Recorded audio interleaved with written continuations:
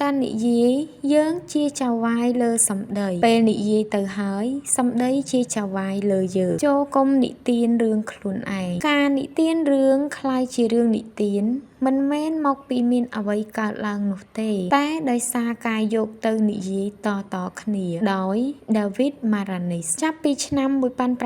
1979មក Bill Walsh មានតួនាទីជាគ្រូបង្វឹកនិងជានាយកចាត់ការក្រុមបានដឹកនាំក្រុមកីឡា San Francisco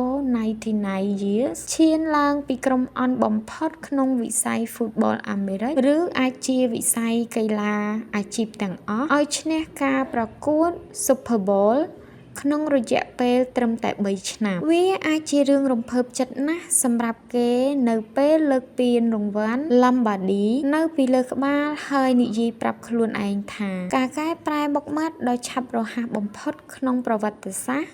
វិស័យ Football អាមេរិកកម្រិតអាជីពជាផែនការរបស់ខ្លួនតាំងពីដំបូងហើយក៏ជារឿងរំភើបចិត្តដូចគ្នាដែលគេនឹកទៅដល់អារម្មណ៍នោះនៅពេលគេប្រម៉ែប្រមូលទិន្នន័យដើម្បីសរសេរកំណត់ត្រាការចងចាំក្នុងរយៈពេលច្រើនឆ្នាំបន្តមកនោះវាមកជាល្អមិនតិចទេសម្រាប់ការរៀបរាប់អំពីការចូលទៅទទួលតំណែងការកែប្រែស្ថានភាពនិងការបង្កើតក្រុមរបស់គេសុទ្ធតែជាអ្វីដែលរៀបគម្រោងរួចហើយអ្វីគ្រប់យ៉ាងកើតឡើងទៅតាមអ្វីដែលខ្លួនចង់បានល្មមព្រោះខ្លួនពូកែហើយមានទេពកោសល្យខ្ពស់បើគេពោលបែបនេះមែនប្រហែលជាគ្មាននរណាតវ៉ានោះឡើយតែវ៉លមិនព្រមបណ្ដោយទៅតាមអារម្មណ៍ស្រមើស្រមៃនោះទេតើអ្នកគិតថាគេឆ្លើយយ៉ាងម៉េចនៅពេលដែលមានមនុស្សសួរថាតើលោកបានគិតជាមុនដែរឬទេថាក្រុមនឹងឈ្នះការប្រកួតជើងឯក Super Bowl នៅពេលណាគេឆ្លើយថាទេជានិច្ចព្រោះនៅពេលនរណាម្នាក់បន្តតួនាទីដឹកនាំក្រុមអន្តរថ្នាក់នេះការកំណត់គោលដៅខ្ពស់បែបនេះមិនខុសអ្វីពីការរវើរវាយឡើយនៅមុនពេលដែលគេចូលមកទទួលខុសត្រូវលើក្រុមនោះក្រុម 49 ឈ្នះការប្រកួត2ដងនិងចាញ់14ដងក្រុមស្ថិតនៅក្នុងស្ថានភាពបាក់ទឹកចិត្តសមាជិកបែកខ្ញែកគ្នា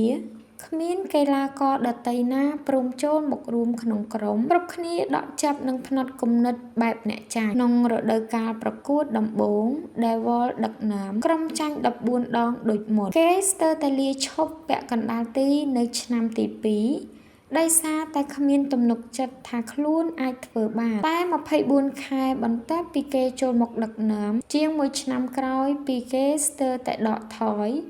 គេប្រែក្លាយជាបុគ្គលអស្ចារ្យរបស់ក្រុមដែលឈ្នះការប្រកួត Super Bowl តើរឿងបែបនេះកើតឡើងបានដូចម្តេចនិងថាហេតុអ្វីបានជាថាវាមិនមែនជាផែនការរបស់គេតាំងពីដំបូងនៅពេល Bill Walsh ចូលមកបន្តតួនាទីបង្វឹកក្រុមនោះគេមិនបានផ្ដោតទៅលើការប្រកួតឲ្យឈ្នះនោះទេតែគេផ្ដោតទៅលើការអនុវត្តទៅតាមអ្វីដែលខ្លួនហៅថាមាត្រដ្ឋាននៃការលេងដែលកំណត់ថាគួរធ្វើអ្វីនៅពេលណានិងធ្វើដូចម្តេចវ៉លមានការវិភាគតែមួយបែបគត់ដែលត្រូវតែអនុវត្តពេញក្នុងស្ថាប័នដែលបង្កើតឡើងដើម្បីបណ្ដុះមាត្រដ្ឋានមួយនេះគេផ្ដោតទៅលើចំណុចតូចតាចដែលមើលទៅដូចជាគ្មានសារៈសំខាន់ដូចជាហាងកីឡាករអង្គុយលើទីធ្លាទីលានហាត់សមគ្រូបង្វឹកត្រូវចងក្រវាត់កនិងសម្លោះអាវចូលក្នុងខោម្នាក់ត្រូវព្យាយាមយកចិត្តទុកដាក់ឲ្យអស់ពីសមត្ថភាពការមានទឹកចិត្តជាកីឡាករជារឿងចាំបាច់បន្ទប់ប្ដូរសម្លៀកបំពាក់និងទូដាក់អីវ៉ាន់ចាំបាច់ត្រូវតែមានរបៀបហើយស្អាតជានិច្ចហាមជក់បារីហាមឆ្លោះប្រកែកគ្នាហាមនិយាយពាក្យអសុរោះជាដើមក្រៅពីនេះកីឡាករតំណែង quarterback ត្រូវបង្រៀនថាតើត្រូវចាប់បាល់ត្រង់ណានិងចាប់ដូចម្តេចចំណែកកីឡាករតំណែង lineman ត្រូវហាត់សមវិធីលេងចាំបាច់ដល់ទៅ30ក្បាច់ថែមទៀតព្រមទាំងមានការតាមដាននិងកត់ត្រាពិន្ទុលើទម្រង់នៃការទទួលបាល់និងបញ្ជូនបាល់យ៉ាងល្អិតល្អន់ដោយវាស់ចម្ងាយគិតជាអ៊ីងចំណែកតារាងវឹកសមត្រូវតែកត់ត្រាទិន្នន័យទាំងអស់ជានិច្ចប៉ុន្តែសូមក្រុមច្រឡំថាអ្វីទាំងអស់នេះជាការគ្រប់គ្រងមាត្រដ្ឋាននៃការលេងប៉ុន្តែវាជាការបណ្ដុះភាពពូកែឆ្នើមមាត្រដ្ឋានសាមញ្ញតែល្អិតល្អន់ត្រឹមត្រូវនេះសំខាន់ជាងទស្សនវិស័យដ៏ធំធេង ឬសកម្មភាពបង្កើនថាមពលឆ្ងាយណាស់ Walsh យល់ថាបើបណ្ដាកីឡាករបានយកចិត្តទុកដាក់ទៅលើចំណុចលម្អិតហើយពិន្ទុនឹងហូរចូលមកតាមក្រោយហើយជ័យជំនះក៏ប្រាកដជាកើតឡើង Walsh មានគំនិតរឹងមាំនិងជឿជាក់ថាមាត្រដ្ឋានបែបនេះនឹងនាំទៅរកជ័យជំនះនៅទីបំផុតហើយទន្ទឹមគ្នានោះគេក៏ដាក់ខ្លួនផងដែរដែលដឹងថាខ្លួនឯងមិនអាចទស្សន៍ទាយបានថាជ័យជំនះនឹងកើតឡើងនៅពេលណានោះទេចំណែករឿងដែលគេអាចដឹកនាំក្រុមឲ្យដណ្ដើមជ័យជំនះបានលឿនជាងគ្រូបង្វឹកដទៃក្នុងប្រវត្តិសាស្ត្រនោះក៏ចាត់ទុកថានេះជាគ្រាន់តែជាសំណាងដែលកើតឡើងពីធម្មជាតិនៃការប្រកួតប៉ុណ្ណោះវាមិនមែនជាលទ្ធផលពីទស្សនវិស័យដ៏ធំធេងរបស់ខ្លួនអ្វីឡើយនៅក្នុងរដូវកាលទី2របស់គេមានគ្រូបង្វឹកម្នាក់ទៅប្តឹងម្ចាស់ក្រុមថែមទៀតថាវ៉លគិតតែចាប់អារម្មណ៍ទៅលើរឿងបន្តិចបន្តួចគ្មានគោលដៅជាក់លាក់ទេវ៉លក៏បណ្ដឹងគ្រូបង្វឹកម្នាក់នោះចេញព្រោះតែនិយាយច្រើនពេកមនុស្សយើងមានបំណងចង់ជឿថាអ្នកដែលបង្កើតស្ថាប័នដ៏ធំធេងមកបានត្រូវតាំងចិត្តបង្កើតវាឡើងព្រោះអ្វីទៅព្រោះយើងនឹងអាចភ្លើតភ្លើនជាមួយនឹងការរៀបផែនការដោយខ្លួនឯងថែមទាំងអាចនិយាយបានថារឿងល្អៗទាំងឡាយដែលកើតឡើងចំពោះយើងមិនថាជាការមានលុយកាក់ឬការសាងកេរ្តិ៍ឈ្មោះសុទ្ធតែជាស្នាដៃរបស់យើងផ្ទាល់ពេលងាកទៅមើលផ្លូវឆ្ពោះទៅរកភាពជោគជ័យដ៏មិនគួរឲ្យជឿរបស់យើងចង់ប្រាប់ខ្លួនឯងថាខ្ញុំដឹងស្រាប់តាំងពីដំបូងមកហើយជំនួសការនិយាយថាខ្ញុំរំពឹងខ្ញុំខំប្រឹងប្រែងធ្វើខ្ញុំជួបសំណាងល្អច្រើនដងឬអាចថាខ្ញុំគិតមកហើយថាវាសមថានឹងអាចទៅរួចអ្នកមិនអាចដឹងបានពីដំបូងឡើយថាខ្លួនសមខ្លួននឹងសម្រេចជោគជ័យមែនឬមិនសម្រេចឬបើអ្នកគិតថាខ្លួនដឹងនោះវាគ្រាន់តែជាលំនាំនៃការជឿច្រើនជាងការដឹងពិតប្រាកដតើមាននរណាទៅដែលចង់រំលឹកដល់រឿងដែលយើងគ្មានទំនុកចិត្តចំពោះខ្លួនឯងនោះការនិពន្ធរឿងនិទានដើម្បីប្រាប់ហេតុការណ៍ពីអតីតកាលគឺជាទង្វើធម្មតារបស់មនុស្សតែវាក៏អាចជារឿងគ្រោះថ្នាក់បានដែរប្រសិនបើវាមិនសមស្របទៅនឹងការពិតរឿងរ៉ាវតាក់ទងនឹងខ្លួនឯងអាចនាំឲ្យមានមោទនភាពជ្រុលនឹងធ្វើឲ្យជីវិតរបស់យើងបានត្រឹមតែជារឿងនិទានធ្វើឲ្យយើងត្រូវក្លាយជាតួត្លុកកំប្លែងទន្ទឹមគ្នានឹងយើងត្រូវរស់នៅក្នុងជីវិតបែបនេះបន្តទៅទៀតអ្នកនិពន្ធឈ្មោះ Tobias Walsh បានសរសេរនៅក្នុងរឿង Old School ថាការរៀបរាប់ពីរឿងខ្លួនឯងព្រមទាំងរឿងនិទានទាំងឡាយដែលត្រូវយកមកច្របល់បញ្ចូលគ្នានៅពេលក្រោយដោយមានការពិតមួយចំនួនតែបន្ទាប់ពីយកមកនិយាយបន្តសារឡើងវិញជាច្រើនដងរឿងនិទានទាំងនេះនឹងคล้ายជាការចងចាំហើយបិទបាំងលទ្ធភាពពិតផ្សេង Bill Walsh យល់ច្បាស់ថាមាត្រដ្ឋាននៃការលេងដែលមើលទៅហាក់ដូចគ្រាន់តែជារឿងតូចតាចនេះជាមូលហេតុពិតនៃការផ្លាស់ប្ដូរនិងជ័យជំនះរបស់ក្រុមពីអធិប្បាយនេះមិនគួរឲ្យចាប់អារម្មណ៍ក្នុងចំណងជើងព័ត៌មានទេទើបគេមិនសូវយកចិត្តទុកដាក់នៅពេលពួកអ្នកសរសេរព័ត៌មានហៅគេថាបុគ្គលអស្ចារ្យការទទួលយករហស្សនាមនិងការបង្កើតរឿងនិទានមិនមែនជាពឹសពុលអ្វីដល់ការពេញចិត្តនឹងខ្លួនឯងនោះទេរបស់ទាំងនេះអ្វីបើវាមិនអាចផ្លាស់ប្ដូរអតីតកាលតែវាអាចជះឥទ្ធិពលជាអវិជ្ជមានចំពោះអនាគតរបស់យើងបានកីឡាកររបស់ Walsh បានពិសោធន៍ឲ្យឃើញនៅក្រោយពីនោះបន្តិចថាតើការមានមោទនភាពជ្រុលចំពោះរឿងនិទានបែបនេះមានហានិភ័យដូចម្តេចដូចគ្នានឹងមនុស្សភាគច្រើនពួកគេចង់ជឿថាជោគជ័យដ៏មិនគួរឲ្យជឿជាលទ្ធផលដែលបានមកពីភាពវិសេសវិសាលរបស់ខ្លួនកន្លងផុតទៅពីរដូវកាលប្រកួតបន្ទាប់ពីពួកគេដណ្ដើមបានជ័យជំនះលើការប្រកួត Super Bowl ជាលើកដំបូងក្រុមរបស់ Walsh ត្រូវបរាជ័យយ៉ាងដំណំមួយផ្នែកដោយសារតែការទុកចិត្តជ្រុលហួសដល់ថ្នាក់គួរឲ្យខ្លាចដែលកើតមកពីជ័យជំនះដ៏ធំរបស់ពួកគេដោយក្រុមត្រូវចាញ់12លើកពីការប្រកួត22ប្រកួតនេះជាអ្វីដែលអាចកើតឡើងប្រសិនបើអ្នកប្រញាប់វាយតម្លៃថាខ្លួនឯងអស្ចារ្យទាំងដែលការពិត អ្នកនៅមិនតាន់អាចបង្កប់បញ្ជាបាននៅឡើយនេះគឺជាអ្វីដែលនឹងកើតឡើងនៅពេលអ្នកចាប់ផ្ដើមគិតថា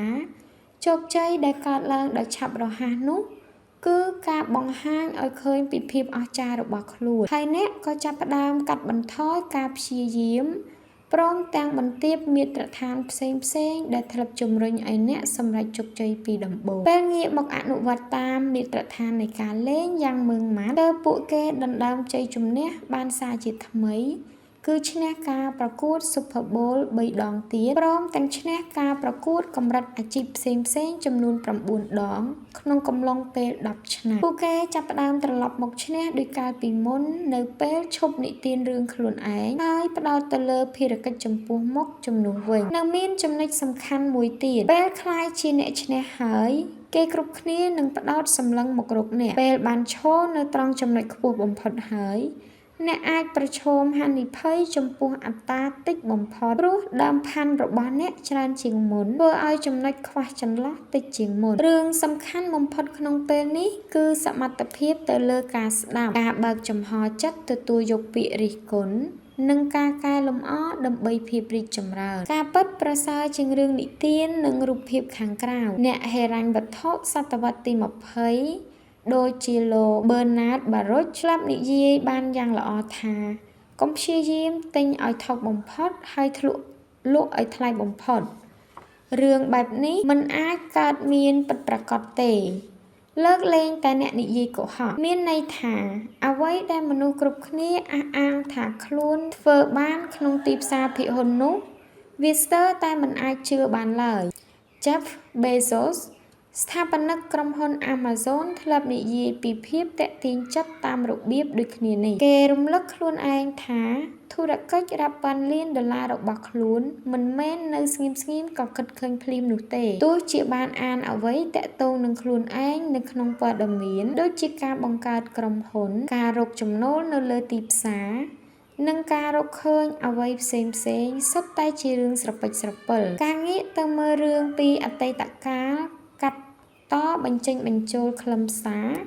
រហូតដល់នៅសល់ត្រឹមតែជារឿងនិទានធ្វើឲ្យវាទៅជារឿងច្បាស់លាស់ដែលមិនធ្លាប់កើតមានពិតប្រាកដពេលតាំងចិត្តធ្វើអ្វីម្យ៉ាងយើងចាំបាច់ត្រូវទប់ទល់នឹងភាពទាក់ទាញចិត្តអំពីការវិភាគមាគ៌ាជោគជ័យរបស់អ្នកដទៃ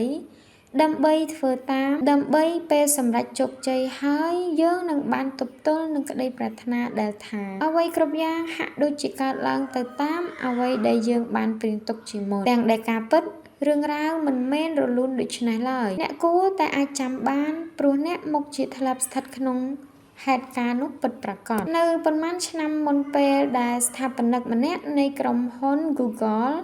ឡើងថ្លែងសន្ទរកថាប្រាប់ថាគេវាតម្លៃក្រុមហ៊ុននិងធុរជនទាំងឡាយដែលគេបានបោះទុនវិនិយោគដោយសួរសំណួរថាតើពួកគេអាចផ្លាស់ប្ដូរពិភពលោកបានឬទេដែលស្ដាប់ទៅក៏ដូចជាទំនោរដែរតែតាមពិតទៅនេះមិនមែនជាវិធីដែល Google ចាប់ផ្ដើមបង្កើតមកនោះទេគឺ Larry Page និង Sergey Brin ជានិស្សិតថ្នាក់បណ្ឌិតនៃសាកលវិទ្យាល័យ Stanford គ្រាន់តែប្រឌិតឡើងប៉ុណ្ណោះចំណែក YouTube ក៏មិនមែនចាប់ផ្ដើមឡើងដើម្បីផ្លាស់ប្ដូរពិភពលោកដែរអ្នកបង្កើត YouTube មិនបានព្យាយាមផ្ដល់ការទស្សនាទូរទស្សន៍ក្នុងទម្រង់ថ្មីនោះទេពួកគេគ្រាន់តែចង់ចែករំលែកឃ្លីបវីដេអូកំប្លែងឲ្យគ្នាមើលប៉ុណ្ណោះដោយភាគច្រើនការព្យាយាមផ្លាស់ប្ដូរពិភពលោកនេះមិនមែនជាការស្វែងរកកម្រៃដើម្បីធ្វើជាអ្នកមានឡើយវិនិយោគិនដូចជា Paul Graham ដែលវិនិយោគលើក្រុមហ៊ុន Airbnb, Reddit, Dropbox និងផ្សេងទៀតថែមទាំងធ្វើការនៅក្រុងជាមួយ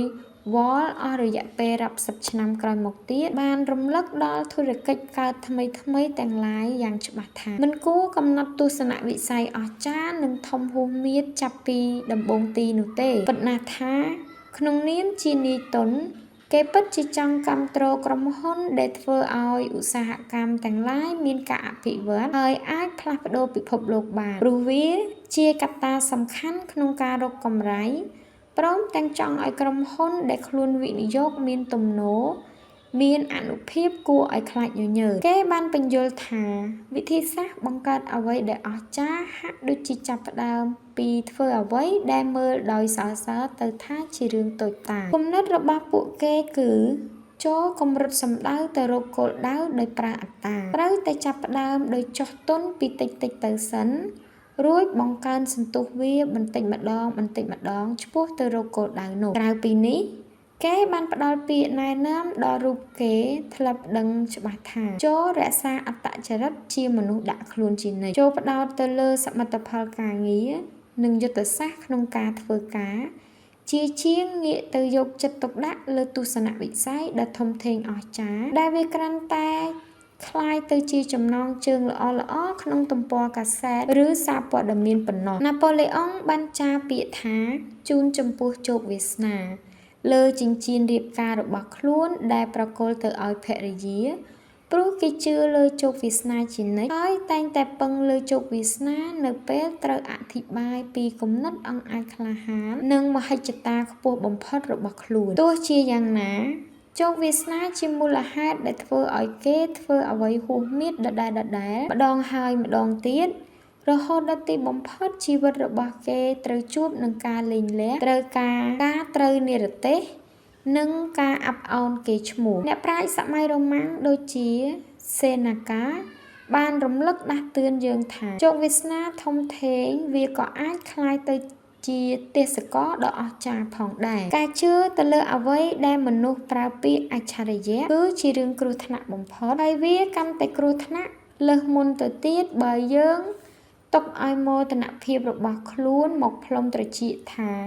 ខ្លួនជាមនុស្សអច្ឆរិយៈម្នាក់ដែរការប្រើឈ្មោះផ្សេងដែលភ្ជាប់ទៅនឹងអាជីពការងារក៏ដូចគ្នាយើងស្រាប់តែคล้ายជាផលិតករភាពយន្តអ្នកនិពន្ធ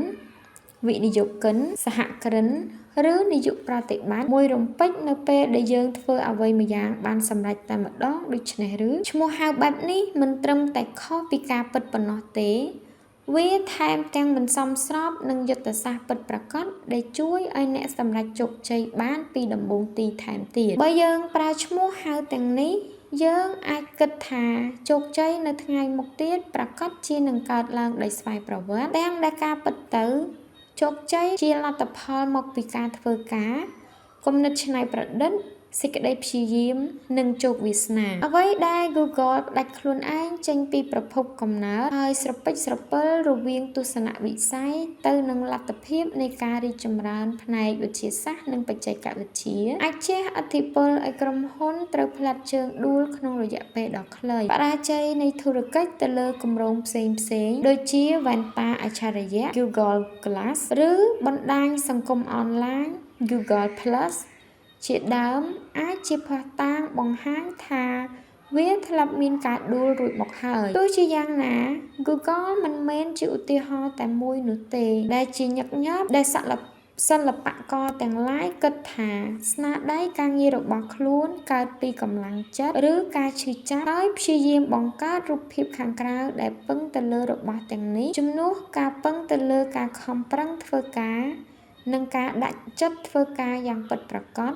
រហូតដល់ទីបំផុតពួកគេឃើញថាខ្លួនត្រូវបញ្ចប់ដោយការសេពសូរ៉ាឬគ្រឿងញៀនជាដើមពួកគេទាំងអស់គ្នាក៏ដូចគ្នាទោះជាធ្វើអ្វីចូលផ្ដោតទៅលើការបង្កើតស្នាដៃនិងបង្កើតស្នាដៃឲ្យបានលេចធ្លោជានិច្ចជាជាងការធ្វើដូចជាខ្លួនឯងកំពុងប្រើជីវិតដោយតួឯកក្នុងរឿងនិទានដ៏សែនអស្ចារ្យចូលកិច្ចចេញពីកិត្តិយសក្លែងក្លាយហើយចាប់ផ្ដើមធ្វើអ្វីដែលយើងឲ្យមកដល់ចំណុចនេះហើយត្រូវធ្វើជាបន្តទៅទៀតព្រោះនេះគឺជាអ្វីដែលជួយឲ្យយើងអាចស្ថិតនៅត្រង់ចំណុចដែលកំពុងបោះជំហានទៅមុខនេះបានសិក្សាមេរៀនជីវិតពីចំណុចក្រោមសូន្យ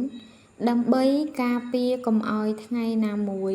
យើងត្រូវធ្លាក់មកដល់ចំណុចក្រោមសូន្យនេះប៉ុន្តែថាមិនត្រូវដែរបើយើងភ្លេចខ្លួនជោគជ័យបន្ទាប់ពីព្យាយាមឡើងយ៉ាងស្វិតស្វាញពេលនេះយើងបានមកឈរនៅលើកំពូលភ្នំឬយ៉ាងហោចណាស់ក៏អាចមើលឃើញកំពូលភ្នំនៅចំណុចនេះយើងនឹងបានប្រឈមជាមួយនឹងគ្រោះថ្នាក់និងបញ្ហាថ្មីយើងត្រូវដកដង្ហើមក្នុងសភ ភាពបរិយាកាសដ៏ខ្សត់ខ្សោយប្រឈមនឹងបរិស្ថានជុំវិញដ៏លំបាកលំបិនហេតុអ្វីទើបជោគជ័យមានអាយុខ្លីបែបនេះចម្លើយគឺ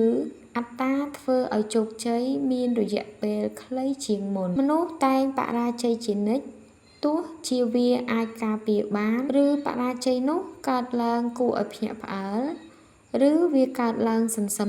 យើងឈប់រៀនសូត្រឈប់ទទួលស្ដាប់ហើយលែងដឹងឮតទៅទៀតថារបស់អ្វីមានសារៈសំខាន់យើងក្លាយជាជនរងគ្រោះរបស់ខ្លួនឯងនិងគូប្រជែងទោះជាយ៉ាងណាការតាំងសតិការបើកចិត្តស្ដាប់អ្នកដទៃការមានរបៀបវិន័យនិងគោលដៅអាចជួយឲ្យយើងពង្រឹងជំហរខ្លួនឯងមិនឲ្យឆ្លក់វង្វេងបានយ៉ាងល្អដោយនឹងជួយរក្សាតុល្យភាពអត្តានិងមោទនភាពដែលកើតចេញពីជោគជ័យនិងការទទួលស្គាល់ពីអ្នកដទៃទោះជាអ្នកបានសម្រេចជោគជ័យចំពោះរឿងអ្វីក៏ដោយអត្តាគឺសត្រូវរបស់អ្នកតួល្ខោនពីរនាក់កំពុងប្រកួតប្រជែងគ្នានៅចំពោះមុខយើងតួអង្គមួយបង្ហាញពីមហិច្ឆតាប្រកបដោយអំនួតអួតអាងពីការស្រេកឃ្លានរបស់ខ្លួនចំណែកតួអង្គមួយទៀតបង្ហាញពីភាពមិនលោភលន់យ៉ាងដាក់ខ្លួននិងស្រឡាញ់យុត្តិធម៌យើងមានផ្លូវខុសគ្នាពីរបែបមានរូបភាពខុសគ្នាពីរនៅចំពោះមុខដែលយើងអាចកំណត់យកជាបុគ្គលិកលក្ខណៈនិងការប្រព្រឹត្តរបស់យើងបានបែបទី1មានលក្ខណៈលេចធ្លោអស្ចារ្យល្អមុខល្អមាត់មួយបែបទៀតមានលក្ខណៈត្រឹមត្រូវនិងសមល្មមប្រកបដោយរូបភាពល្អប្រណិតជាដោយ Adam Smith នៅក្នុងការប្រជុំធុរកិច្ចខែមករាឆ្នាំ1924 Howard Hughes Senior អ្នកច្នៃប្រឌិតដ៏ជោគជ័យនិងជាធុរជនដ៏មានឥទ្ធិពលក្នុងវិស័យឧបករណ៍ប្រើប្រាស់សម្រាប់ជាងបានក្រោកឈរឡើងប្រកាសយ៉ាងខ្លាំងហើយក៏ត្រូវបាត់បង់ជីវិតដោយសារតែជំងឺបេះដូងធ្វើទុក្ខភ្លាមក្នុងអាយុត្រឹមតែ54ឆ្នាំកូនប្រុសរបស់គេជាយុវជន18ឆ្នាំដ៏ស្ងៀមស្ងាត់មិនចេញមុខចេញមាត់ត្រូវបានចិញ្ចឹមបីបាច់មកប្រៀបដូចជាសុទ្ធនៅក្នុងកែវបានទទួលមរតកជាភាគហ៊ុន3ភាគ4ក្នុងក្រុមហ៊ុនរបស់គ្រួសារមកជាកម្មសិទ្ធិព្រមទាំងកិច្ចសន្យាជួលសំខាន់ទាំងឡាយក្នុងឧស្សាហកម្មខួងអណ្ដូងប្រេងដែលមានតម្លៃប្រហែលជា$1 លានចំណែកហ៊ុនដែលនៅសល់ក្រៅពីនោះត្រូវធ្លាក់ទៅលើសមាជិកគ្រួសារជាច្រើនអ្នកផ្សេងទៀតក្មេងប្រុស Hughes ដែលត្រូវមនុស្សមើលឃើញថាគ្រាន់តែជាក្មេងប្រុសដែលត្រូវគេបណ្ដោយតាមទំនឹងចិត្តរហូតដល់ខូចមនុស្សម្នានោះបែរជាសម្រេចចិត្តទិញយកភាគហ៊ុនដែលនៅសល់ទាំងអស់ពីបណ្ដាសាច់ញាតិមកវិញ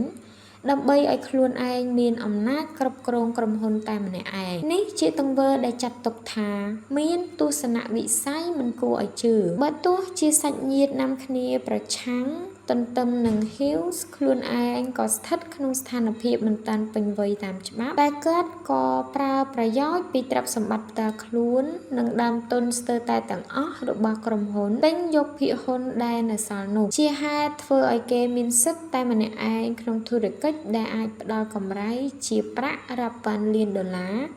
នៅកំឡុងចុងសតវត្សរ៍ក្រោយមក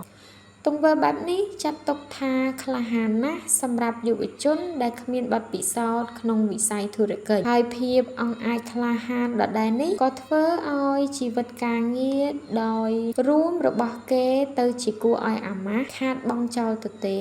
និងប្រកបដោយល្បិចកលបំផុតនៅក្នុងប្រវត្តិសាស្ត្របើពិនិត្យមើលឡើងវិញយើងនឹងឃើញថារយៈពេលប៉ុន្មានឆ្នាំដែលគេគ្រប់គ្រងក្រុមហ៊ុនក្រោមរបប Hughes វាស្រដៀងទៅនឹងការបង្កឧក្រិដ្ឋកម្មបែបឆ្កួតពង្វេងជាជាងការគ្រប់គ្រងចាត់ចែងស្ថាប័នក្នុងរបបមូលធននិយមអ្វីទាំងនេះមិនមែនយើងមិនទទួលស្គាល់ថាគាត់ជាមនុស្សគ្មានទេពកោសល្យគ្មានទស្សនវិស័យនិងមិនឆ្លៀសវៃឡើយគេពិតជាមានគេជាមនុស្សអច្ឆរិយៈផ្នែកគ្រឿងម៉ាស៊ីនថែមទាំងជាអ្នកបើកយន្តហោះម្នាក់ដ៏ពូកែបំផុត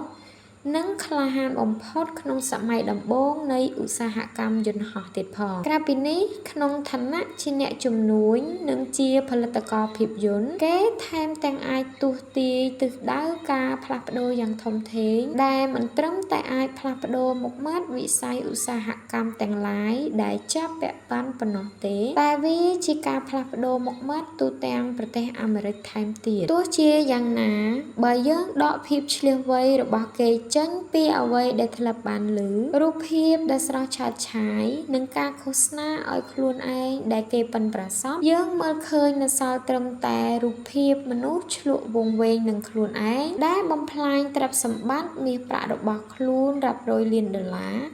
ហើយក៏មកដល់ចំណុចបញ្ចប់ដ៏លំបាកវេទនានិងគួរឲ្យរន្ធត់ដែលមិនមែនជាលទ្ធផលកើតពីឧបទ្ទវហេតុអ្វីឡើយហើយក៏មិនមែនមកពីគេត្រូវប្រឈមមុខនឹងហេតុការណ៍ចៃដន្យគិតស្មានមិនដល់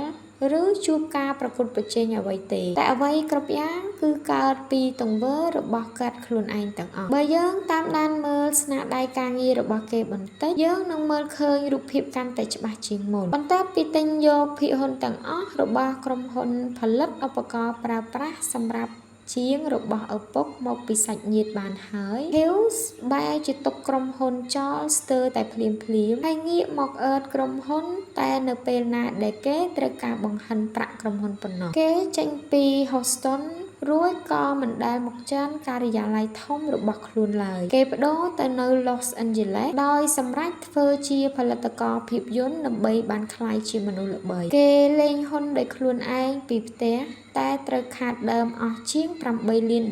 ក្នុងកំឡុងពេលមុនសម័យសេដ្ឋកិច្ចធ្លាក់ខ្លាំងបំផុតនៅអាមេរិកចំណែកភាពយន្តដែលត្រូវបានមនុស្សស្គាល់បំផុតរបស់គេដូចជារឿង Hells Angels បានចំណាយពេលផលិតដល់ទៅ3ឆ្នាំដោយចំណាយទុនផលិតអស់$4.2 លានហើយត្រូវខាតដើមដល់ទៅ$1.5 លានអ្វីទាំងនេះធ្វើឲ្យក្រុមហ៊ុនផលិតឧបករណ៍ប្រើប្រាស់សម្រាប់ជាងរបស់គេស្ទើរតែខ្សែធនប៉ុន្តែគេនៅមិនតាន់បានទទួលមេរៀននឹងការខាតបង់ពីភាគហ៊ុនក្នុងក្រុមហ៊ុន Chrysler ចំនួន$4 លាននៅដើមឆ្នាំ1930នៅឡើយទេក្រោយមកគេបោះបង់អ្វីគ្រប់យ៉ាងពីខាងលើងាកទៅធ្វើធុរកិច្ចយន្តហោះដោយបង្កើតជាក្រុមហ៊ុនដៃគូផលិតអាវុធយុទ្ធភ័ណ្ឌឲ្យរដ្ឋាភិបាលឈ្មោះ Hughes Aircraft Company ទោះបីជាគេទទួលបានជោគជ័យខ្លះក្នុងនាមជាអ្នកច្នៃប្រឌិតតែក្រុមហ៊ុននោះបែរជាបរាជ័យគម្រោងទាំងពីរដែលមានតម្លៃរួម$40 លានដែលគេធ្វើនៅក្នុងពេលសង្គ្រាមលើកលោកទី2នោះចាត់ទុក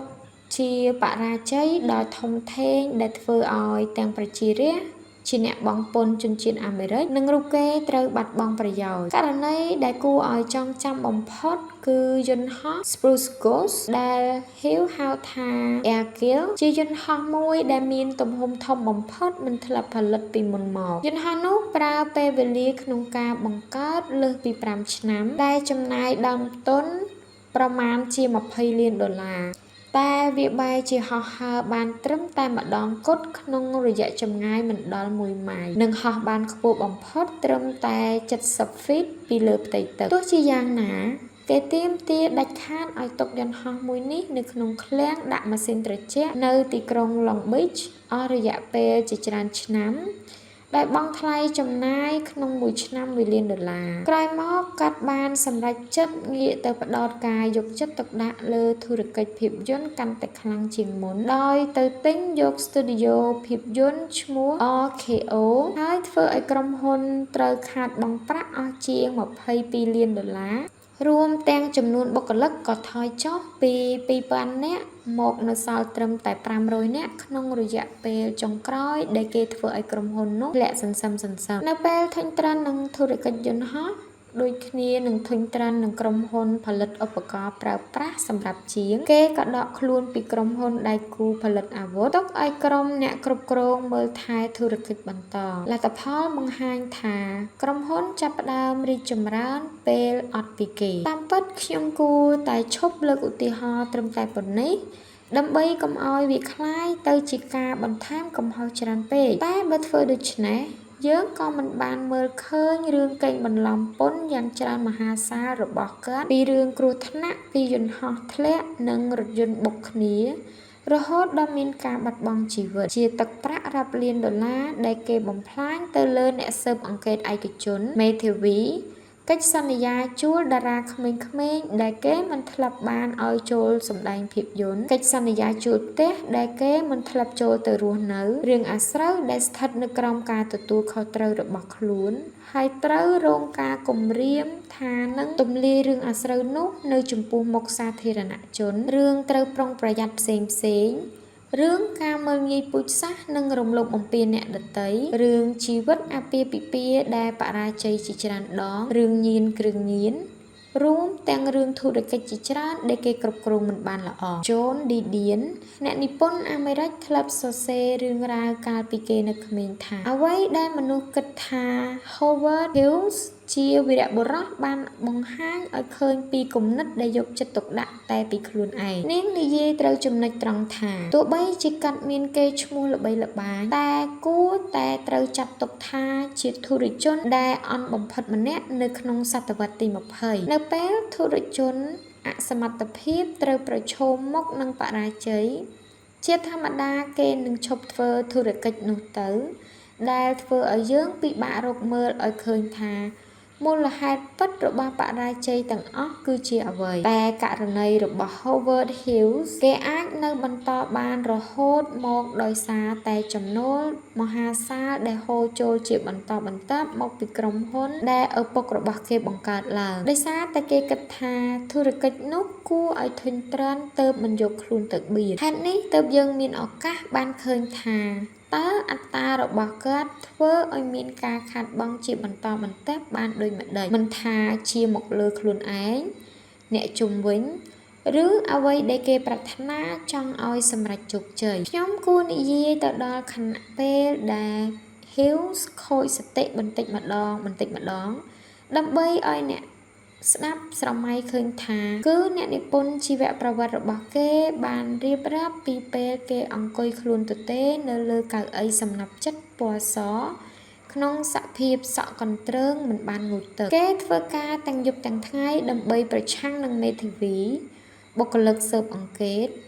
និងវិនិយោគិនដើម្បីព្យាយាមទប់លំនឹងធុរកិច្ចក្នុងបណ្ដាញព្រមទាំងដើម្បីបិទបាំងការពិតដ៏គួរឲ្យខ្មាស់របស់ខ្លួនក្នុងតួនាទីមួយគេបញ្ជាឲ្យសរសេរទៅតាមសម្ដីរបស់ខ្លួនក្នុងពង្រៀងកំណត់ហេតុដ៏វែងអន្លាយនិងឥតប្រយោជន៍ជាច្រើនទំព័រតាក់ទងទៅនឹងក្រដាសអនាម័យការត្រៀមអាហារឬអ្វីដែលបុគ្គលិកមិនគួរនិយាយដោយផ្ទាល់ជាមួយគេលុះដល់នាទីមួយទៀតគេក៏បដូរសាច់រឿងមកគិតរកយុទ្ធសាស្ត្រដ៏សែនអស្ចារ្យសម្រាប់ប្រយុទ្ធតស៊ូនឹងម្ចាស់បំណុលឬសត្រូវទាំងឡាយបណ្ដាអ្នកសរសេរជីវប្រវត្តិបានកត់សម្គាល់ថាមើលទៅដូចជាគំនិតនិងធុរកិច្ចរបស់គេត្រូវចែកដាច់ពីគ្នាពួកគេអធិប្បាយថា Hughes ប្រៀបដូចជាក្រុមហ៊ុនIBM ដែលបង្កើតក្រុមហ៊ុនសាខាពីរកន្លែងសាខាមួយផលិតកុំព្យូទ័រហើយរកចំណូលបានចំណែកសាខាមួយទៀតផលិតរថយន្ត Excel ដែលរលំរលាយខាតដើមបើចង់រកមើលរូបភាពដែលបង្ហាញឲ្យឃើញពីទំនាក់ទំនងរវាងអត្តានិងការរលំរលាយរូបភាពដែលស័ក្តិសមបំផុតគឺរូបភាពបុរសម្នាក់ដែលប្រឹងធ្វើការញាប់ដៃញាប់ជើងដោយដៃម្ខាងដើម្បីសម្រេចគោលដៅចំណែកដៃម្ខាងទៀតក៏ខំប្រឹងធ្វើការដូចគ្នាដើម្បីបំផ្លាញការព្យាយាមរបស់ដៃម្ខាងមុន Howard Hughes មិនតាន់ខូចសតិពេញទំហឹងឡើយតែទន្ទឹមគ្នានេះគេក៏មិនមានសុខភាពល្អមិនមានសុខភាពចិត្តប្រក្រតីដែរគឺវាដូចតែយើងទាំងអស់គ្នាអញ្ចឹងអត្តារបស់គេត្រូវបានលើកឲ្យកាន់តែខ្ពស់ឡើងហើយត្រូវធ្វើឲ្យកាន់តែអាក្រក់លើសមុនដោយសារការឈឺចាប់ផ្នែករាងកាយដែលភាគច្រើនកើតមកពីគ្រោះថ្នាក់ធ្លាក់យន្តហោះឬគ្រោះថ្នាក់រថយន្តដែលជាកំហុសរបស់គេផ្ទាល់និងការសេពគ្រឿងញៀនច្រើនប្រភេទដែលនាំទៅរកភាពងងឹតងងុលដែលយើងស្ទើរតែមិនអាចយល់បានទោះជាយ៉ាងណាក៏មានរយៈពេលខ្លីៗដែលមានគំនិតឆ្លៀសវៃអស្ចារ្យកើតចេញពីខួរក្បាលរបស់ខ្លួន គឺរយៈពេលដែលគេចាប់ផ្ដើមធ្វើអ្វីដែលស័ក្តិសមបំផុតទាំងឡាយតែកំឡុងពេលដូចនេះកើតមានកាន់តែតិចទៅជាលំដាប់ពីមួយថ្ងៃទៅមួយថ្ងៃទីបំផុតអត្តាក៏មានចំណែកសម្រាប់ Howard Hughes ច្រើនប្រហាក់ប្រហែលទៅនឹងភាពវិកលចរិតនិងអាការៈរងរបួសទាំងឡាយអ្វីដែលរៀបរាប់មកនេះអ្នកអាចមើលឃើញរឿងរ៉ាវខាងដើមនេះបានលុះត្រាតែអ្នកចង់មើលប៉ុណ្ណោះការយល់ឃើញថា Hughes ជាមហាសេដ្ឋីមិនធម្មតាជាបុគ្គលល្បីទូទាំងពិភពលោកឬមើលឃើញតែគេឈ្មោះរបស់គេហើយគិតថាខ្ញុំចង់ក្លាយជាមនុស្សបែបនេះដែរព្រោះវាគួរឲ្យចាប់អារម្មណ៍និងគួរឲ្យត្រេកត្រអាលណាស់ប៉ុន្តែ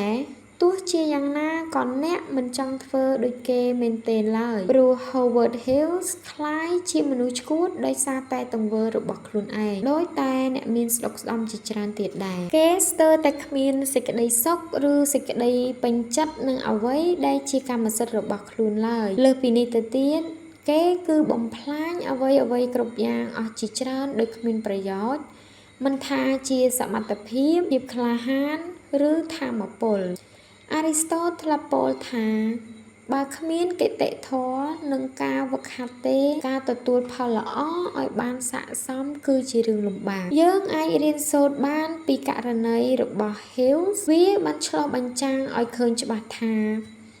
គេមិនអាចទទួលបានអភ័យឯកសិទ្ធិផ្សេងដែលមានមកពីកំណើតយ៉ាងស័ក្តិសមទេដីប្រាថ្នាមកមាត់មិនឈប់ឈររបស់គេ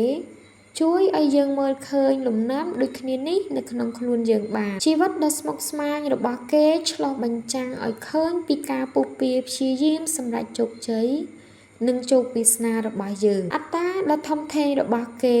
នឹងវិថីទៅរកភាពវិនិច្ឆ័យហិនហោចដែលកើតឡើងក្នុងវិស័យ Hollywood ឧស្សាហកម្មវិស័យយោធាវិស័យហិរញ្ញវត្ថុនិងឧស្សាហកម្មហោះហើរបានជួយយើងឲ្យបានឃើញរឿងរ៉ាវនៅពីក្រោយបុគ្គលដែលត្រូវបរាជ័យដដែលព្រោះតែអារម្មណ៍មួយវឹបដោយអ្វីដែលពួកយើងធ្លាប់មានប្រកាសណាស់ថាគេមិនមែនជាបុគ្គលតែម្នាក់នៅក្នុងប្រវត្តិសាស្ត្រដែលមានផ្លូវដើរបែបនេះឡើយសំណួរនៅត្រង់ថាតើអ្នកចង់ដើរតាមគេនោះដែលមែនទេជួនកាលអត្តាអាចត្រូវទប់ស្កាត់បាននៅកំឡុងពេលដែលយើងព្យាយាមដើរឆ្ពោះទៅរកជោគជ័យពេលខ្លះមានគំនិតអ្វីមួយជាឥទ្ធិពលខ្លាំងឬពេលវេលាសមស្របមួយឬនរណាម្នាក់ដែលកើតមកលើគំនោមានប្រាក់ព្រមជាមួយអំណាចបារមីរហូតដល់អាចទប់ទល់ឬបំពេញកង្វះខាតទៅលើអត្តាខ្ពស់បានមួយពេលតែនៅពេលជោគជ័យមកដល់អត្តាក៏នឹងចាប់ផ្ដើមលេងសើចជាមួយនឹងគំនិតនិងការតាំងចិត្តពីដំបូងរបស់យើងដែលនឹងជួយយើងទៅកាន់ជោគជ័យយើងដឹងស្រាប់ហើយថាចក្រពត្តិគ្រប់ទីកន្លែងសុទ្ធតែរលាយនៅទីបំផុតមិនលើកលែងសូម្បីតែចក្រពត្តិក្នុងពិភពធុរកិច្ចហេតុនេះយើងចាំបាច់ត្រូវស្វែងរកមូលហេតុឲ្យឃើញព្រមទាំងរឿងរ៉ាវដែលថាហេតុអ្វីទើបអំណាចនោះតែងតែដួលរលំចេញមកពីខាងក្នុងជានិច្ចដូច្នេះ Harold Jennings ជា CEO ដែលសំតែជាអ្នកស្រាវជ្រាវរកឃើញគំនិតពីរឿងក្រុមហ៊ុនអន្តរជាតិសម័យថ្មីដែលបង្រួមធុរកិច្ចច្រើនប្រភេទចូលគ្នាគេធ្វើឲ្យក្រុមហ៊ុនតូចតាចឈ្មោះ ITT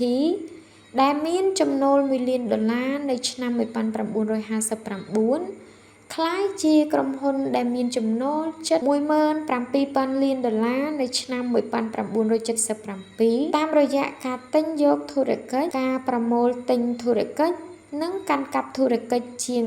350មុខមនុស្សជាច្រើននិយាយថាជីនីនជាមនុស្សប្រកាន់យកខ្លួនឯងជាធំតែមិនថាវាពិតឬមិនពិតជីនីនក៏ធ្លាប់បានពោលយ៉ាងច្បាស់ថាអត្តាធ្វើឲ្យប៉ះពាល់ដូចម្តេចខ្លះចំពោះឧស្សាហកម្មរបស់ខ្លួនហើយគេក៏បានរំលឹកអ្នកគ្រប់គ្រងទាំងឡាយឲ្យប្រយ័ត្នចំពោះអត្តារបស់ខ្លួនឲ្យបានល្អផងដែរជំងឺឆ្លងដែលអាចកើតមានមកលើបណ្ដាអ្នកគ្រប់គ្រងគឺកើតឡើងដោយសារការងារ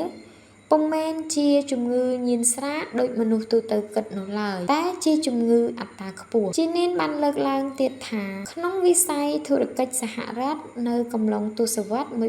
1960មានបញ្ហាអ្នកញៀនស្រាច្រើនតែអត្តាក៏កើតចេញពីមូលហេតុដូចគ្នានេះដែរដោយសារតែកង្វះទំនុកចិត្តការបារម្ភឬការមិនព្រមទទួលស្គាល់ការពិតយ៉ាងត្រង់ទៅត្រង់មកមិនថាអ្នកជាអ្នកដឹកនាំថ្នាក់កណ្ដាលឬជាន់ខ្ពស់អត្តាដែលខ្វះការគ្រប់គ្រងនឹងធ្វើឲ្យគេខ្វាក់ភ្នែករហូតដល់មើលមិនឃើញពីការពិតជុំវិញខ្លួនគេនឹងចាប់នៅក្នុងពិភពស្រមើស្រមៃរបស់ខ្លួនកាន់តែខ្លាំងលើសដើមថែមទាំងជឿយ៉ាងងប់ងល់ទៀតថា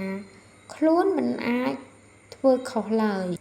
រឿងនេះធ្វើឲ្យគេคล้ายជាបុគ្គលគ្រោះថ្នាក់សម្រាប់អ្នកដែលត្រូវធ្វើការក្រោមបង្គាប់បញ្ជារបស់ខ្លួនជីនីនបានសរសេរដូច្នេះនៅក្នុងសៀវភៅកំណត់ត្រារបស់គេពេលនេះយើងដើរមកដល់ចំណុចដែលសម្រេចជោគជ័យលើរឿងខ្លះហើយបន្ទាប់ពីយើងសរសេរខ្លួនឯងសរសើរខ្លួនឯងយ៉ាងស័ក្តិសមហើយអត្តារបស់យើងចង់ឲ្យយើងគិតថាខ្ញុំជាមនុស្សពិសេសខ្ញុំជាមនុស្សល្អជាងអ្នកដទៃខ្ញុំមិនចាំបាច់ត្រូវអនុវត្តតាមវិន័យដូចមនុស្សទូទៅទៀតទេ Viktor Frankl គ្រូពេទ្យប្រព័ន្ធប្រសាទវិទ្យាជនជាតិអូទ្រីសបានរកឃើញថាមនុស្សយើងត្រូវបានជំរុញដោយអំណាចពីក្នុងចិត្តទាំងឡាយតែវាត្រូវបានទប់ស្កាត់ដោយតម្លៃនិយមតើអ្នកសុខចិត្តនៅក្រោមបង្គាប់បញ្ជាឬធ្វើជាអ្នកបង្គាប់បញ្ជាតើអ្នកជាមនុស្សប្រភេទណាបើគ្មានតម្លៃនិយមត្រឹមត្រូវជោគជ័យរបស់យើងនឹងបន្តនៅបានតែមួយរយៈពេលខ្លីបើយើងត្រូវការអ្វីដែលលើសពីអណ្ដាតភ្លើងដែលឆេះតែមួយភ្លែតបើយើងចង់មានជីវិតរស់នៅគង់វង្សយូរអង្វែងយើងចាំបាច់ត្រូវដឹងថាគួរទប់ស្កាត់អត្តាថ្មីដែលជាលទ្ធផលពីជោគជ័យនេះដូចម្ដេចព្រមទាំងចាំបាច់ត្រូវមានតម្លៃនិយមនិងគោលការណ៍ប្រតិបត្តិអ្វីខ្លះដើម្បីយកឈ្នះលើអត្តានេះឲ្យបានជោគជ័យធ្វើឲ្យមនុស្សពលឆ្លក់វង្វេងដូច្នេះដើម្បីរក្សាជោគជ័យត្រូវពឹងផ្អែកទៅលើភាពវៃឆ្លាតយើងមិនអាចរៀនសូត្រឲ្យចាប់លាប់បានទេដរាបណាយើងគិតថាខ្លួនចេះដឹងគ្រប់រឿងហើយនោះយើងមិនគួរជឿលើរឿងព្រេងនិទានដែលយើងប្រឌិតមកដោយខ្លួនឯងឬសំឡេងរំខានពីពិភពខាងក្រៅនោះទេយើងត្រូវយល់ថាខ្លួនគ្រាន់តែជាផ្នែកតូចមួយរបស់ចក្រវាឡដែលចាប់តាក់ទងគ្នាទាំងអស់ក្រៅពីនេះមនុស្សយើងចាំបាច់ត្រូវបង្កើតស្ថាប័ននិងបែបបទផ្សេងដោយផ្អែកទៅលើអ្វីដែលយើងកំពុងធ្វើនិងអ្វីដែលចាប់តាក់ទងនឹងភារកិច្ចរបស់យើងមិនមែនខ្លួនយើងទេអ្នកបានដឹងពីចំណុចបញ្ចប់នៃរឿងរ៉ាវរបស់ Hills រួចមកហើយអត្តាបានបំផ្លាញគេយ៉ាងធ្ងន់ធ្ងរអ្នកក៏ត្រូវពិចារណាទៅលើការសម្រេចចិត្តដូចគ្នានេះដែរនៅថ្ងៃណាមួយក្នុងកំឡុងពេលកំពុងបំពេញកិច្ចការរបស់ខ្លួនអ្នកត្រូវប្រឈមមុខនឹងជម្រើសដូចដែលគេធ្លាប់ជួបមនុស្សគ្រប់គ្នាសុទ្ធតែត្រូវប្រឈមមុខនឹងជម្រើសមិនថាអ្នកត្រូវបង្កើតអ្វីគ្រប់យ៉ាងដោយខ្លួនឯងមកពីចំណុច0ឬទទួលមរតកពីដូនតាឬមិនថាជាស្ថិរភាពរបស់អ្នកស្ថិតក្នុងទម្រង់ជាមាសប្រាក់ឬសមត្ថភាពដែលបានសន្សំនោះទេភាពស្មុគស្មាញដែលមិនអាចប៉ាន់ស្មានបានវានឹងព្យាយាមបំផ្លាញជោគជ័យរបស់អ្នកជានិច្ចទោះជាពេលនេះអ្នកកំពុងអានប្រយោគនេះក៏ដោយតើអ្នកអាចទប់ទល់នឹងជោគជ័យបានឬទេឬមួយជោគជ័យคล้ายជារបស់អាក្រក់បំផុតដែលកើតឡើងចំពោះអ្នកធ្វើជាអ្នករៀនសូត្រជាប្រចាំមនុស្សគ្រប់គ្នាដែលខ្ញុំជួបសុទ្ធតែពូកែជាងខ្ញុំចំពោះរឿងមួយចំនួនហើយខ្ញុំក៏បានរៀនសូត្រពីពួកគេ Ralph Waldo Emerson រឿងនិទានតាក់ទងនឹងជីវិត Genghis Khan បានបង្ហាញថាគេជាបុគ្គលល្មមសង្គ្រាមស្រេកឈាមនិងជាគ្រោះភ័យចំពោះអរិយប្រទេសដែលធ្លាប់តែល្បីល្បាញក្នុងប្រវត្តិសាស្ត្រកន្លងមកយើងតែងនិយាយពីគេនិងទ័ពម៉ុងហ្គូលីដែលធ្វើដំណើរឆ្លងកាត់ទ្វីបអាស៊ីនិងអឺរ៉ុបទាំងមិនចេះឆ្អែតឆ្អន់ដើម្បីក្រាន់តែឆក់ប្លន់ចាប់រំលោភនិងកាប់សម្លាប់អ្នកណាដែលមករាំងផ្លូវពួកគេព្រមទាំងបំផ្លាញវប្បធម៌ដែលអ្នកទាំងនោះបានបង្កើតឡើងក្រោយមកនៅស្ងៀមពពកខ្មៅដ៏ឃោរឃៅនេះក៏រលាយបាត់ពីទំព័រប្រវត្តិសាស្ត្រជាស្វ័យប្រវត្តិទៅជាមួយនឹងបណ្ដាកងទ័ពរបស់ខ្លួនព្រោះពួកគេមិនបានបង្កើតអ្វីដែលអាចស្ថិតស្ថេរគង់វង្សជារៀងរហូតបានឡើយ នេះជាការយល់ខុសដ៏ធំដែលប្រៀបដូចជាការវិភាគដោយប្រើអារម្មណ៍ទាំងឡាយនោះឯងព្រោះខណ្ឌមិនមែនត្រឹមតែជាមនុស្សម្នាក់ដែលរៀបគម្រោងយុទ្ធសាស្ត្រទ័ពដ៏អស្ចារ្យបំផុតលើโลกនោះទេតែគេក៏ជាអ្នករៀនសូត្រគ្រប់ពេលវេលាផងដែរជ័យជំនះទាំងឡាយរបស់គេជាលទ្ធផលដែលបានពីសមត្ថភាពនៃការរៀនសូត្របច្ចេកវិទ្យាវិធីអនុវត្តនិងនវកម្មល្អៗបំផុតពីវប្បធម៌ថ្មីៗដែលគេបានជួបប្រទះនោះឯងបើយើងយល់ថាយុគសម័យនៃការគ្រប់គ្រងរបស់ខណ្ឌព្រមទាំងរជ្ជកាលរបស់កូនចៅគេដែលបានស្នងបន្តអស់ជាច្រើនសតវត្សរ៍មកនោះមានអត្តសញ្ញាណពិសេសរបស់ខ្លួននោះអត្តសញ្ញាណពិសេសនេះមកជាខ្ចីពីគេមកប្រើនោះឯងពូជសាសន៍ម៉ុងហ្គូលីក្រោមការដឹកនាំរបស់Genghis Khan នឹងមិនស្ទាក់ស្ទើរក្នុងការលួចរៀនសូត្រក្រេបជញ្ជក់អ្វីៗដែលល្អបំផុតពីវប្បធម៌នីមួយៗដែលពួកគេជួបប្រទះដូចគ្នានឹងអ្វីដែលពួកគេមិនអោយខកឱកាសក្នុងការដណ្ដើមយកទឹកដីផ្សេងៗនោះដែរពួកគេរៀនសូត្រពីអ្វីថ្មីៗជាប្រចាំទាំងតាមរយៈការប្រយុទ្ធនិងពីសត្រូវទោះបីជាពេលក្រោយមកជនជាតិម៉ុងហ្គូលីគ្មានឧបករណ៍ច្នៃប្រឌិតថ្មីៗតាមបច្ចេកវិទ្យាគ្មានអគារផ្ទះសម្បែងល្អស្អាតឬសូម្បីតែសិល្បៈអស្ចារ្យជារបស់ខ្លួនឯងខណ្ឌមិនមែនកើតមកជាមនុស្សអច្ឆរិយៈទេអ្នកនិពន្ធជីវប្រវត្តិរបស់គេបានរៀបរាប់ថាខណ្ឌនៅតែក្នុងវដ្តចលនាដែលគ្មានទីបញ្ចប់នៃការរៀនសូត្រអនុវត្តពិសោធន៍និងកែលម្អមិនឈប់ឈរនោះជាលទ្ធផលមកពីការប្រឹងប្រែងដោយមានទិសដៅនិងមានវិន័យជាក់លាក់គេជាអ្នកចម្បាំងដ៏អស្ចារ្យបំផុតលើโลกដែលយើងមិនធ្លាប់បានជួបព្រោះគេបើកទូលាយចំពោះការរៀនសូត្រលើសពីអ្នកចម្បាំងផ្សេងៗទាំងអស់ជ័យជំនះដ៏ធំធេងដំបូងរបស់ Genghis Khanបានមកពីការរៀបចំរបៀបកងទ័ពតាមរបៀបថ្មីដោយបែងចែកពលទាហានជាក្រុម10នាក់គេលួចគំនិតនេះបានពីកុលសម្ព័ន្ធទូគីជាប្រទេសជិតខាងនិងធ្វើឲ្យជនជាតិម៉ុងហ្គូលីបានប្រើប្រព័ន្ធលេខគោល10ដោយស្វ័យប្រវត្តិបន្ទាប់ពីនោះមកបន្តិចចក្រភពម៉ុងហ្គូលីដែលពង្រីកខ្លួនកាន់តែធំឡើងជាលំដាប់ក៏ជួយឲ្យពួកគេបានជួបនឹងបច្ចេកវិទ្យាថ្មីដែលមិនធ្លាប់បានជួបពីមុនគឺទីក្រុងដែលមានកំពែងប៉ាត់ជុំវិញការចូលវាយប្រហារអាណាចក្រតាំងហ្គុតធ្វើឲ្យខណ្ឌបានរៀនសូត្រពីដំណើរការប្រយុទ្ធយ៉ាងដិតដល់ជាមួយនឹងក្រុងដែលមានកំពែងការពារជុំវិញរួមទាំងយុទ្ធសាស្ត្រចាំបាច់ក្នុងការឡោមប៉ាត់ទីក្រុងរហូតភាគីម្ខាងទៀតសុខចិត្តចុះចាញ់ក្នុងពេលដ៏ខ្លីបន្ទាប់ពីយល់ច្បាស់ហើយក្រោយមកគេក៏បង្រៀនពលទាហានទាំងឡាយរបស់ខ្លួនឲ្យបង្កើតឧបករណ៍សម្រាប់កំទេចលំពែងកំពែងក្រុងដោយទទួលបានជំនួយពីវិស្វករជាជនជាតិចិននៅពេលប្រយុទ្ធជាមួយកុលសម្ព័ន្ធជូជេខណ្ឌបានរៀនសូត្រអំពីសារៈសំខាន់នៃការយកឈ្នះទាំងផ្លូវចិត្តនិងការគិតរបស់អ្នកដទៃគេរីករាយក្នុងការរួមសហការជាមួយអ្នកប្រាជ្ញ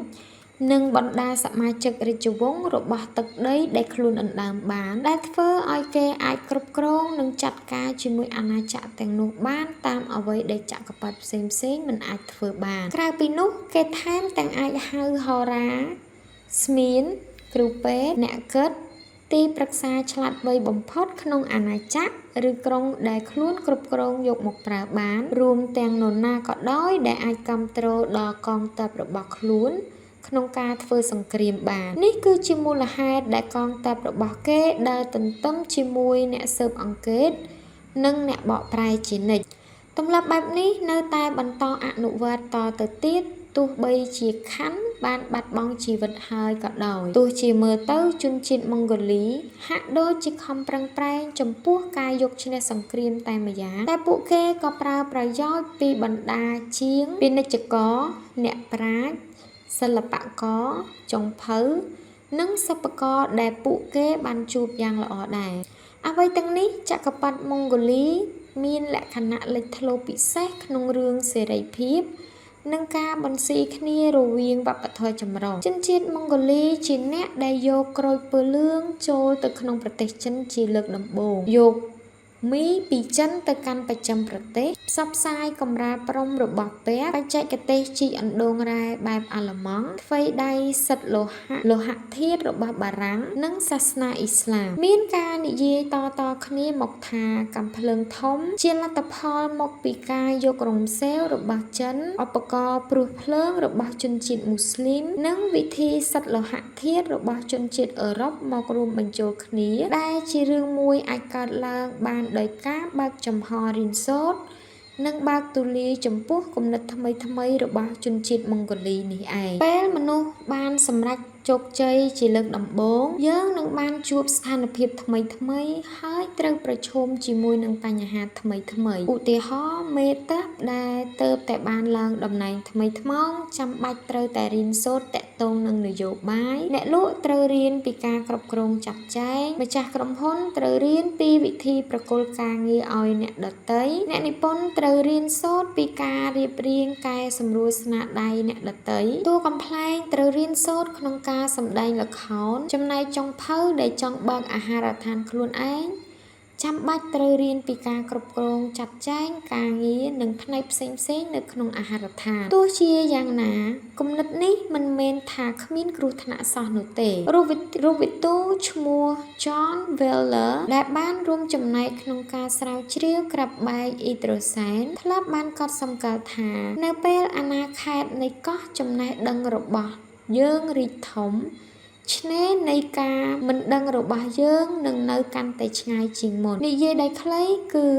រាល់ជ័យជំនះនឹងការរីកចម្រើនដែលធ្វើឲ្យជីងគីខាន់ឆ្លាតវៃជាងមុននឹងនាំឲ្យគេត្រូវប្រឈមនឹងស្ថានភាពថ្មីដែលមិនធ្លាប់ជួបពីមុនជានិច្ចដូច្នេះដើម្បីដឹងថាខ្លួនចេះកាន់តែតិចជាងមុនស្របពេលគ្នានេះអ្នកនឹងកាន់តែចេះនឹងយល់ពីអ្វីផ្សេងច្រើនជាងមុនជានិច្ចនោះចាំបាច់ត្រូវពឹងផ្អែកជាពិសេសទៅលើការដាក់ខ្លួនអ្នកត្រូវចងចាំអំពីភាពឆ្លាតវៃរបស់សូក្រាតដែលបានមកពីអ្វីដែលគាត់ដឹងថាខ្លួនគាត់ស្ទើរតែមិនចេះអ្វីទាំងអស់ជោគជ័យដែលកើតមកទន្ទឹមគ្នានឹងកំណើននៃសម្ពាធដែលអាចបន្លំថាខ្លួនឯងចេះហួសពីអ្វីដែលយើងចេះពិតប្រាកដដោយពាក្យឡាតាំងដែលនិយាយថាចំណេះដឹងធ្វើឲ្យប៉ោងធំជាការគិតថាយើងចេះគ្រប់អស់ហើយនិងមានស្ថិរភាពហើយទាំងដែលតាមពិតទៅការយល់ដឹងនិងសមត្ថភាពជំនាញរបស់យើងអាចមានការប្រែប្រួលជាបន្តបន្ទាប់ដែលចាត់ទុកជារឿងគួរឲ្យព្រួយបារម្ភ Wynton Marsalis តន្ត្រីករ Jazz ដែលទទួលបានពានរង្វាន់ Grammy ដល់ទៅ9 ដងនិងទទួលបានពានរង្វាន់ Pulitzer ធ្លាប់ផ្ដល់ពាក្យណែនាំតាក់ទងទៅនឹងជំនឿចាំបាច់សម្រាប់ការរៀនសូត្រពីតន្ត្រីពេញមួយជីវិតដល់តន្ត្រីករវ័យក្មេងដែលអាចក្លាយជាបុគ្គលល្បីម្នាក់ថាការដាក់ខ្លួនបង្កើតឲ្យមានការរៀនសូត្រព្រោះវាជួយបណ្ដេញភាពក្រអឺតក្រទមដែលធ្វើឲ្យមនុស្សយើងខ្វាក់ភ្នែកនិងបិទឱកាសមិនឲ្យការពិតបង្ហាញខ្លួនចេញមកឯងមិនត្រូវបិទផ្លូវខ្លួនឯងទេឯងដឹងទេថាធ្វើម៉េចនឹងអាចមើលដឹងថានរណាម្នាក់ដាក់ខ្លួនពិតប្រាកដខ្ញុំជឿថា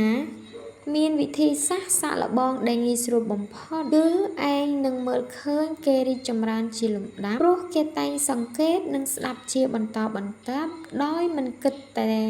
ខ្លួនឯងថាខ្ញុំចេះច្បាស់អស់ហើយនោះទេទោះជាអ្នកធ្លាប់បានឆ្លងកាត់អ្វីខ្លះមកហើយតម្រាំតែមកដល់ចំណុចនេះអ្នកគួរតែធ្វើខ្លួនជាអ្នករៀនសូត្រជានិច្ចព្រោះបើអ្នកឈប់រៀនសូត្រគឺវាប្រៀបដូចជាអ្នកកំពុងតែស្លាប់ទៅវិញបន្តិចម្ដង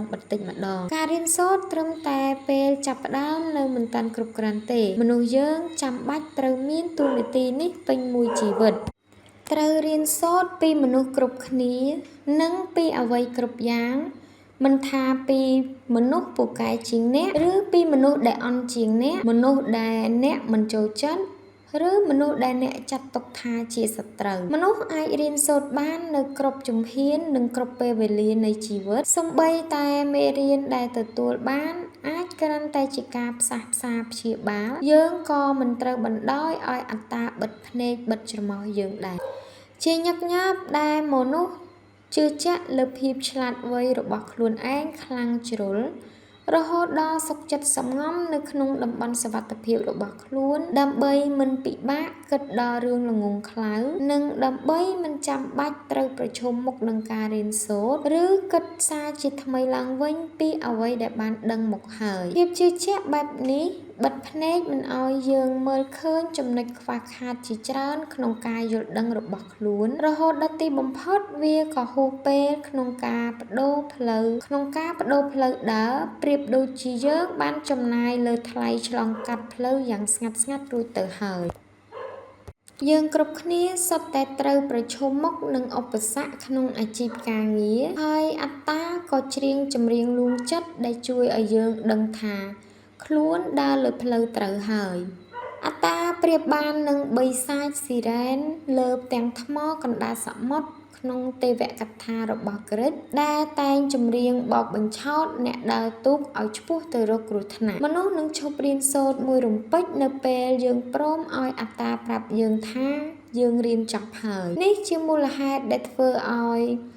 Frank Shamrock ក្លាពោលថាខ្ញុំតាំងចិត្តធ្វើជាអ្នករៀនសូត្រជានិច្ចដែលមានន័យថាវាគ្មានថ្ងៃបញ្ចប់ឡើយវិធីធ្វើឲ្យអ្នករៀនសូត្រមានលក្ខណៈត្រង់គ្មានលាក់លៀមហើយគួរឲ្យលំបាកខ្លាំងប្រហាក់ប្រហែលនឹងការរៀនអ្វីម្យ៉ាងជាលើកដំបូងដូចជាការអានសៀវភៅមួយដែលមានខ្លឹមសារតាក់ទងនឹងអ្វីដែលអ្នកមិនធ្លាប់ដឹងតែសោះការចូលទៅនៅក្នុងបន្ទប់ដែលខ្លួនឯងជាមនុស្សមានចំណេះដឹងតិចបំផុតនិងមានអារម្មណ៍ចង់ដោះសារនៅពេលសមត្ថកម្មទាំងឡាយដែលខ្លួនជឿអស់ពីពោះត្រូវគេជំទាស់ដូច្នេះតើវានឹងคล้ายទៅជាដូចម្ដេចបើអ្នកតាំងចិត្តយកខ្លួនឯងចូលទៅក្នុងស្ថានភាពដែលអ្នកធ្វើឲ្យខ្លួនឯងតានតឹងក្នុងចិត្តចូលបដូរការគិតឡើងវិញចូលបដូរបរិយាកាសជុំវិញសារជាថ្មីអ្នកចេះមិនដល់តែងចូលចិត្តប្រកែកហើយដោះសារចំណែកអ្នកចេះពិតនឹងយល់ថាការរៀនសូត្រឬសូម្បីតែការប្រយុទ្ធមិនឈ្នះអ្នកដទៃគឺជារឿងគួរឲ្យរីករាយអ្នកចេះពិតតែងចូលចិត្តសាកល្បងអ្វីថ្មីហើយយល់ថាខ្លួនឯងចេះតិចតួចព្រមទាំងចូលចិត្តរៀនសូត្រជាបន្តបន្ទាប់មិនឈប់ឈរក្នុងវប្បធម៌ដែលផ្ដល់ភាពសំខាន់ទៅលើរឿងយោធាមនុស្សតែងតែព្យាយាមបញ្ច្រកតម្លៃនិយមរបស់ខ្លួនទៅឲ្យអ្នកដទៃព្រមទាំងបង្កប់បញ្ជាលើអ្វីគ្រប់យ៉ាងដែលខ្លួនបានជួបប៉ុន្តែកងទ័ពម៉ុងហ្គូលីខុសពីនេះនៅត្រង់ថាអាចវិភាគស្ថានភាពផ្សេងបានយ៉ាងយុត្តិធម៌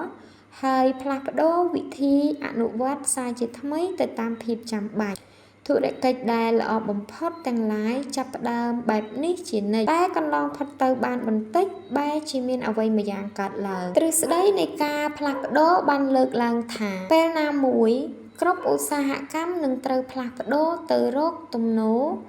រឬការច្នៃប្រឌិតបែបថ្មី